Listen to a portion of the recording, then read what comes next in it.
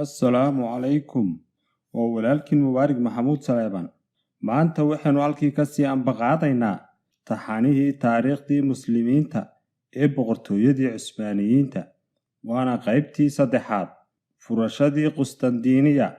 haddaba halkan muddo dheer socday markii ay Cusmaaniyiintii la galeen dowladihii reer Yurub waxay waagii dambe gacanta ku dhigeen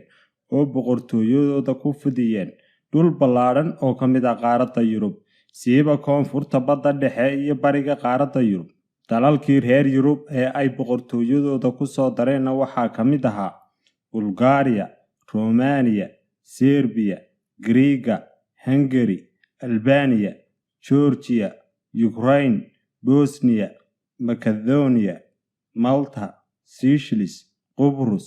dacalka waqooyi bari ee Talyaaniga ee loo yaqaano Albuntuqiya iyo kuwo kale oo waagaas magacyo kale lahaa iyagoo meeshii ugu fogeyd ee ay Yurub ka gaadheen ay ahayd magaalada Vienna ee caasimadda Austria taas oo ay 2 jeer go'doomiyeen laakiin markii koobaad oo ahayd sanadku markuu ahaa 1521 umay suurtoobin waayo xilligii diraacda ee qabowga ayaa soo gaadhay oo waa ay isaga soo baxeen xilligii labaad oo ahaa qarnigii 17aadna kuma ay guuleysan inay magaalada qabsadaan inkastoo ay dhexdeeda ka dagaalameen haddaba imbaradoriyadii Cusmaaniyiintu waxay ahayd tii ugu baaxadda weyneed wixii taariikhda boqortooyooyin soo maray ee dhigaalka qoraar laga hayo maxaa yeelay marba isku ballaarisay inta u dhaxaysa Indonesia oo xagga bari ilaa xeebaha badweynta Atlantic ee galbeedka Afrika Ukraine ilaa Austria inta u dhaxaysa waqooyi ilaa xeebaha badweynta Hindiya ee geeska Afrika iyadoo ay hoos imanayeen dhammaan marinbiyoodada u muhiimsan ee isku xidha qaaradaha iyo badaha kala duwan iyo dhammaan gaadiidka baddu isaga goosho kuwaas oo kala ahaa marinbiyoodka Dandanel iyo Bosphorus oo badda marmara ku kala xidha badda madow iyo badda Iija oo tan dhexe ka sii fida iyo kanaalka Suez oo badda cad ku sii xidha badda cas iyo badweynta Hindiya iyo suriyada Baabul Mandab oo badda cas laga soo galo oo ku xidhta badweynta Hindiya sidoo kale suriyada Hormuz ee gacanka Carabta ku xidha badda Carabta iyo badweynta Hindiya iyo suriyada Jabal Tariq oo badda dhexe ku xidhta badweynta Atlantic iyo marinbiyoodka Malacca oo u dhaxaya jasiiradda Sumatra iyo Malaysia sidaas daraaddeed bay dowladii Cusmaaniyiintu ahayd dowladda gacanta ku haysay dhaqdhaqaaqa ganacsiga adduunka oo dhan taas oo fursad u siisay inay noqoto dowladda ugu dhaqaale badan adduunka oo dhan waageedii xilligii haddaba gaamuridda ee boqortooyadii Cusmaaniyiinta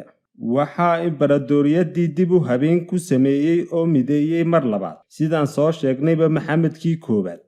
waxaana sii ballaadhiyay oo guulo waaweyn soo hooyay ninkii xilka ka dhaxlay oo la oran jiray Muraadkii labaad iyo suldaankii ka dambeeyay ee Maxamedkii labaad oo loo yaqaan Maxamed al-Faatix oo ahaa ninkii furtay Qustandiiniyana waa Istanbul sidoo kalena waxa loo yaqaanay Constantinople haddaba magaaladan Istanbul waxaa gacanta ku dhigay Maxamedkii labaad oo la oran jiray Maxamed al-Faatix taariikhdu markay ahayd 29kii bishii May 1453 magaaladaas oo caasimada u ahaan jirtay imbaradoriyadii facaweyneed ee Roman Empire laga soo bilaabo qarnigii 4aad ee miilaadiga markaas oo boqorkii madaxda ka ahaa ee la oran jiray Constantine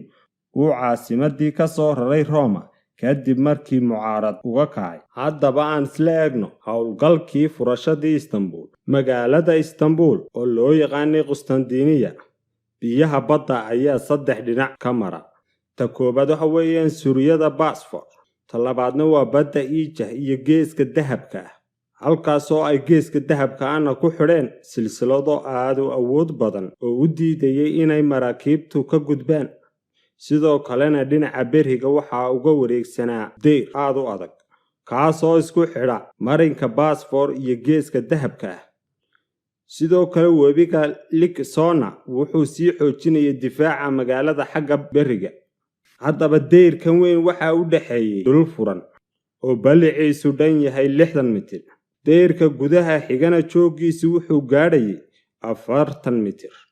waxaana meelo ka mid ah kasii dhisnaa taalooyin kuwaasoo loogu talagalay inay ilaaladu fuusho. haddaba gidaarka dibadda xigana wuxuu jooggiisu gaadhayay ilaa 15 mitir, waxaana ku badnaa baro taagan ama taalooyin oo ciidan ilaalo ahi ay joogaan. sidaas daraaddeedna magaaladaasi waxay ka mid ahayd militari ahaan magaalooyinkii ugu difaaca adkaa. taasina waxay keentay in duulaamo badan oo magaaladaas hore loogu soo qaaday lagu hungoobay oo la qabsan waayey. haddaba suldaan maxamed faatix oo ahaa ninka ku guulaystay magaaladaas furashadeeda, diyaar garow aad ah buu u galay, isagoo sahan ku yimid hareeraha marar badan, isla markaasna wuxuu ka sameeyey khariidad caddaynaysa sida loo go'doomin karo. wuxuu kaloo diyaarsaday waddooyin isku xidha Adarna iyo Qustandiiniya oo u sahla inuu ku soo jiito madaafiic macdan ah oo ay samaysteen waagaas. muddo 2 bilood ah buuna madaafiicdii ku soo jiidayay, isagoo keenay meel magaalada u dhow iyadoo ay ilaalinayaan ciidan xoog lihi. kadibna ciidan lixaad leh oo boqorka laf ahaantiisu hogaaminayo baa la soo dhoobay magaalada daafaheeda maalin khamiis ah oo taariikhdu ay ahayd 26 Rabiicul Awwal ee 857 hijriyada, kuna beegnayd 6 Abriil 1457 ee miilaadiga. ciidankaas tiradiisa waxaa lagu qiyaasay 250,000 oo askari. kadibna suldaankii ciidankiisii ayuu la hadlay oo wuxuu ku booriyey jihaadka iyo inay guul ama shahaado mid helaan, isagoo ku dul akhriyay aayadaha qur-aanka ee jihaadka ku saabsan iyo axaadiistii nebigeenna calayhi salaatu wasalaam ee ku bishaarinayay furashada magaaladaas, oo hogaamiyaha iyo ciidanka furanaya fadli dheeraad ah ku sheegay. waxaa iyaguna dhinacooda ciidanka ka guubaabinayay culimmadii muslimiinta oo safafka hore ku jiray. haddaba waxaa la gaadhay maalintii labaad. suldaanku wuxuu kala qaybiyey ciidankii magaalada xagga beriga ka soo weerari lahaa, isagoo gidaarka kore shishadiisa ku wareejiyey 3 ciidan oo magaalada si buuxda xaggaas uga go'doomiya. waa dhinacii beriga ah. ciidanka horena wuxuu suldaanku gadaal ka dhigay ciidan kayd ah oo kuwa hore marka ay daalaan iyagu beddela, isagoo madaafiicdiina kala qaybiyey oo diyaarsaday. wuxuuna soo dhigtay dayrkii magaalada hortiisa. sidoo kalena ciidankii badda oo maraakiibtoodii ku jooga ayaa la soo dhoobay dhinaca badda, inkastoo ay soo gaadhi waayeen geeska dahabka ah oo silsilado lagu xidhay. haddaba Roomaaniyiintuna dhinacooda waxay ka galeen diyaar garow adag, iyagoo ciidankooda ku xoojiyey dayrka magaalada ku xeeran oo difaacyadooda adkaystay. Cusmaaniyiintuna magaalada gacan adag bay ku qabteen oo dhan walba waa ay ka go'doomiyeen, waxaana bilowday falal dagaal oo kooban oo la isku tijaabinayo madaafiicdii. muslimiintu waxay bilaabeen duqeymo ay ku duminayaan derbiyada magaalada ku xeeran, laakiin ciidankii Roomaanka oo difaaca ku jira waxay diyaar u ahaayeen meeshii la dumiyoba inay durbaba dayactiraan oo dhisaan oo difaacooda adkaystaan. haddaba madaafiicda duminta derbiga ka sokow guuxa ka yeedhaya iyo xooga gamuunkoodu wuxuu argagax ku riday ciidankii Roomaanka oo aan iyagu weli gaarin cilmiga madaafiicda noocan ah lagu samaysto. Roomaaniyiintu waxay gurmad ka heleen qaar ka mid ah dalalkii kale ee kiristaanka ahaa ee reer Yurub. waxaa durbadiiba soo gaadhay 5 markab oo ka yimid Jeneefa oo ay saaran yihiin 700 oo dagaalyahan oo dowladaha Yurub ay soo ururiyeen. waxaana hogaaminayay abaanduule reer Jeneefa ah oo la odhan jiray Justiana. ciidankaasna waxaa u suura galay inay magaalada dhinaca badda ka soo gaadhaan. haddaba gurmadkaas waxaa ku diirsaday ciidankii go'doonsanaa ee Roomaanka. waxaa kale oo dagaalka dhinaca Nasaarada ka qayb qaadanayay wadaadada diinta oo ciidankooda ku boorinayay inay mintidaan oo diintooda iyo dalkooda u dhintaan. haddaba boqor Constantine isaga qudhiisu wuxuu ka dhaxeeyay safka hore ee difaaca iyo kiniisadii magaalada oo hadba ku soo ducaysanayay. haddaba aan isla eegno qaybtii wadahadalkii labada hogaamiyey. markii weerarkii jibaaxidda ahaa uu bilowday Cusmaaniyiinta weerarka ahaa waxay muujiyeen geesinimo iyo mintid aan gabasho lahayn waxaana sababka hore ku jiray Suldaan Maxamed Al-Faatix qudhiisa dhinaca kalena Nasaaradii waxay muujiyeen difaac adag iyo mintid nafhurid ah safka horena waxaa ku jiray boqorkoodii Constantine iyadoo markii la ismari waayay uu boqorkii Roomaanku isku dayay inuu xeelado iyo siyaasad adeegsado oo magaalada ku badbaadiyo isagoo Maxamed Faatax u soo jeediyay inuu weerarka ka daayo ciidankana ka saaro isaguna uu hanti badan bixiyo isla markaasna uu ka dambeeyo suldaanka Turkiga sidoo kalena uu jisyo bixin doono laakiin Faatax wuxuu dhinaciisa u ballan qaaday Constantine waxyaabo badan haddii uu si nabad ah magaalada u dhiibo isagoo ku yiri haddii aad magaalada si nabad ah ku dhiibtid waxaan kuu ballan qaadayaa inaan ciidankaygu far saarin dadkiina iyo hantidiina iyo sharaftiina iyo kiniisadihiinaba qof kastaana xuriyad buu magaalada ku joogayaa ama uga baxayaa oo ammaan iyo nabad buuxda baad ku noolaanaysaan magaaladu inkastoo ay go'doonsanayd haddana waxaa u furnaa marin xagga badda ah oo geeska dahabka ah ayaa waxaa haystay maraakiibtooda oo sidaas waxay heli karayeen gurmad xagga badda ah haddaba taariikhdu markii ay ahayd 18 Abriil bay ciidankii gaarka ahaa ee Cusmaaniyiinta ee Inkishaariya loo yaqaan waxay ku guuleysteen inay meel yar ka furtaan deerkii magaalada ku xirnaa iyagoo in badan oo ciidan ahna dardaray oo damcay inay magaalada sidaas u jibaaxaan laakiin gurmad xoog leh baa ka hor yimid oo si adag isu hortaagay dabadeed boqorku wuxuu xilkii ka casilay taliyihii ciidanka badda ee Cusmaaniyiinta oo lagu magacaabi jiray Baalta Ogle isagoo ku eedeeyay inuusan geesinimo muujin goortii ay ishardiyeen ciidankii badda ee Roomaanka iyo Yurubta kale laakiin waxaa caddaatay in Ogle mintiday oo goobtaas u ilbeelay sidaas daraaddeed boqorku waa u cudur daaray wuxuuna ku bedelay Xamsa Baasha maalintaas markii ciidanka badda ee Cusmaaniyiinta lagu jabiyay gacanka badda oo lagala wareegay bay rag ay ka mid yihiin la taliyihii boqorka oo la oran jiray Khaliif Baasha waxay kula taliyeen inuu magaalada furashadeeda markan ka laabto oo heshiis la galo boqorka Bisandiyiinta maadaama ay dhinaca badda xoog badan ka haystaan oo laga go'doobin waayay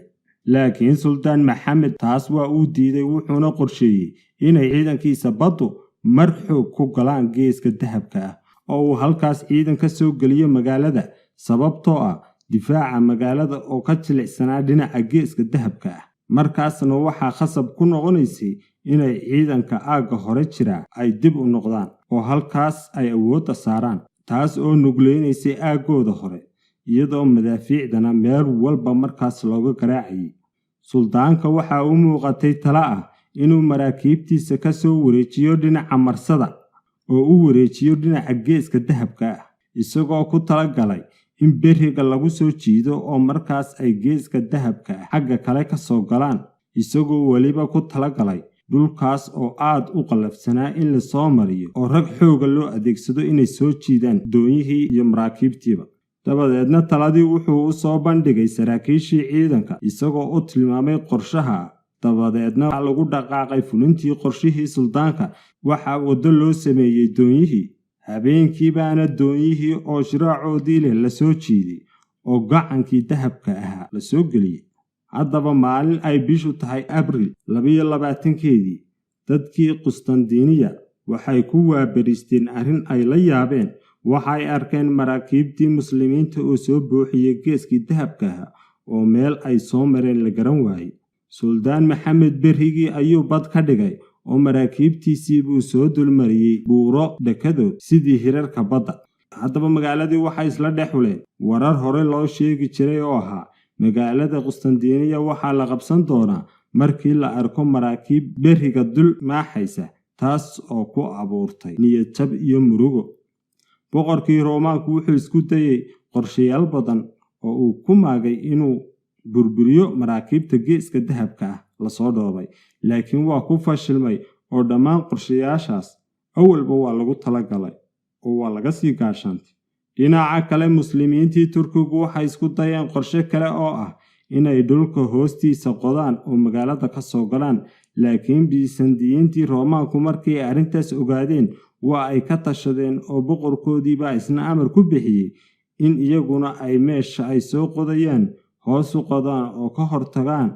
Kadibna markii ay Muslimiintii godkii qodeen bay waxay u tageen dhul booraamo iyo gebiyo ka qodan yihiin. Markaas ayay moodeen inay heleen waddooyin magaalada laga galo oo diyaarsan. Kadibna markii ay meeshii galeen ayaa waxaa laga hor keenay shidaal huraya iyo dab ololaya iyo waxyaalo gubanaya, taasoo keentay inay qaar badan ku dhintaan gubasho iyo neefta oo ku xidhantay. Qaarna lafahooda ayay la baxsadeen. Halkaas ayay maanta inoogu joogaysaa oo furashada Qustandiiniya waa qiso aad u dheer, iyadoo faahfaahsan insha Allah halkaas ayaynu ka sii wadi doonaa. Wassalaamu calaykum.